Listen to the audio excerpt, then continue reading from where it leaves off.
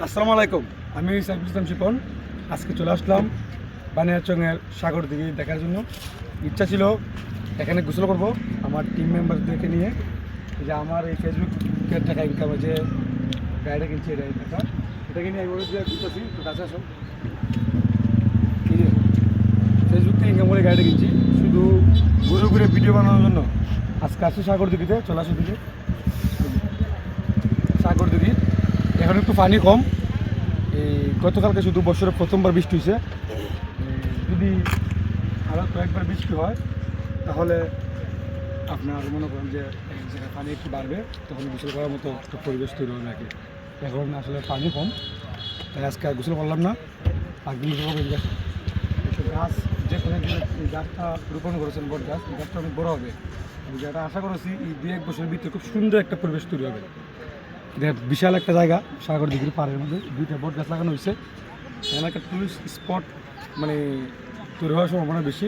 এমনিতেও এটা জনপ্রিয় একটা জায়গা, বানিয়াচং রাজবাড়ি বা বানিয়াচং সাগর দিঘি।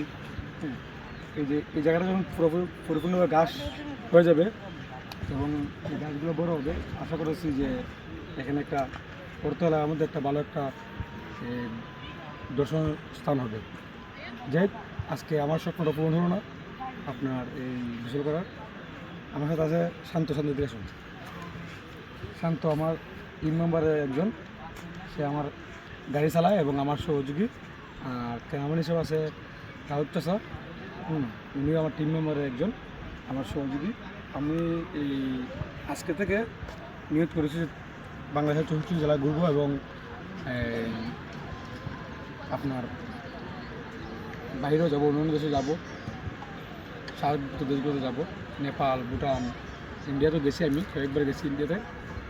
তারপর পাশের দেশ মায়ানমার, তারপর শ্রীলঙ্কা, ভুটান, মালদ্বীপ, থাইল্যান্ড, ভিয়েতনাম, এগুলো যাওয়ার ইচ্ছা আছে। দোয়া রাখবেন সবাই। আর আজকে একটা ছবি তুলে আছে দেখি।